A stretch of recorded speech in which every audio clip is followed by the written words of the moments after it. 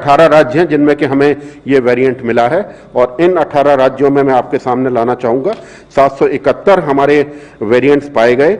कुल हमने जो है 10,787 सैंपल्स जीनोम सीक्वेंस किए, जो कि पिछले रूप के 3 गुना से ज़्यादा हमने स्केल अप किया जीनोमिक म्यूटेशन। जो कंसोर्शियम बनने के पहले हम करीब 3,000 सीक्वेंस ऑलरेडी म्यूटेशन कर चुके थे और उसके बाद ये आज आप देखेंगे कि 3 माह में हम लोगों ने 10,000 से ज़्यादा किए, जिसमें 736 तो हमारे यूके वेरिएंट मिले हैं, 34 हमें साउथ अफ्रीकन वेरिएंट मिले हैं और 1 सैंपल ब्राजीलियन वेरिएंट के तहत पॉजिटिव पाया गया। तो ये मैं आपको इसके बारे में ये बताना चाहूँगा कि आज तक कोई भी लिंकेज ऐसा एस्टैब्लिश नहीं कर पाए हम, जिसमें कि हम ये कहें कि ये सर्ज जो हमें विभिन्न शहरों में देखने को मिल रही है, इसका कारण डायरेक्टली सिर्फ म्यूटेशन है।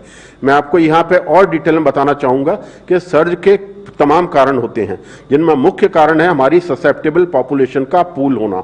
जिन शहरों में हमारा ससेप्टेबल पॉपुलेशन का पूल बड़ा है, उन पॉपुलेशन को जब भी वो कोविड अप्रोप्रिएट बिहेवियर से अपने आप को अपना गार्ड लोअर करेंगे या अपने आप को उसके ये सोचेंगे कि अब ये पेंडेमिक फैटिग आ गया, हम ये मास्क वास्क नहीं पहने, अब तो सब कुछ खत्म हो गया, तब जब भी उनका वायरस से एनकाउंटर होगा उनको इन्फेक्शन होगा, चाहे वो म्यूटेंट वायरस का हो, चाहे वेरिएंट का हो, चाहे नॉर्मल वायरस का हो।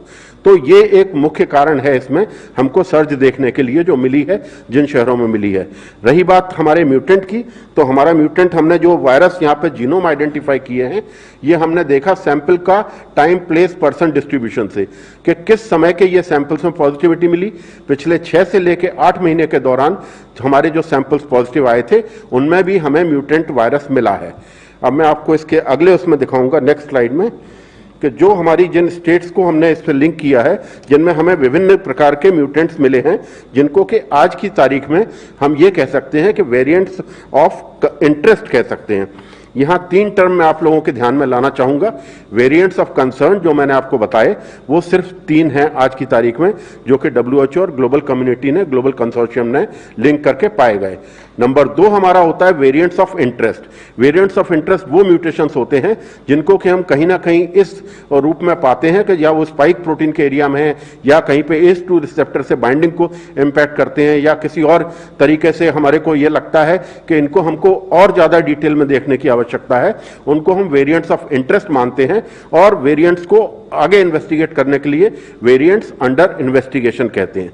तो ये हमारी 3 टर्म हम लोगों को क्लियर होना चाहिए जब हम म्यूटेशन को डायरेक्टली लिंक करने की कोशिश करते हैं किसी भी सर्च से या किसी भी सिनेरियो से या सीवियरिटी से या डेथ से। तो मैं आप लोगों के माध्यम से ये जनता को और सबको ये संदेश देना चाहूँगा कि जो हमारी ये सर्ज है उसमें हमारे तीनों ही मेथड जो हमें बचाव के लिए हैं। पहली चीज है टेस्टिंग की। हमारे आज के जितने भी टेस्ट हैं, सर बैठे हुए हैं बलराम भार्गव साहब, वो डिटेल में बताएंगे कि हमारे सभी टेस्ट वेरिएंट्स के ऊपर भी उतने ही कारगर हैं जितने कि नॉर्मल SARS-CoV-2 के ऊपर हैं। नंबर 2 बात, हमारी ट्रीटमेंट स्ट्रेटेजी और पब्लिक हेल्थ मेजर्स दोनों एक रूप से काम करेंगे, चाहे वो वेरिएंट के ऊपर हो, चाहे म्यूटेंट के ऊपर, चाहे हमारा नॉर्मल SARS-CoV-2 के हो। हमारे पब्लिक हेल्थ मेजर्स के लिए कोई भी किसी भी किस्म का उसमें डेविएशन नहीं है। अगर हमको वेरिएंट से सर्ज मिलती है या नॉर्मल SARS-CoV-2 से जैसे हमको पिछले साल मिली है, उन सब के लिए हमारे पब्लिक हेल्थ मेजर्स वही हैं, क्लस्टर कंटेनमेंट, क्लस्टर का।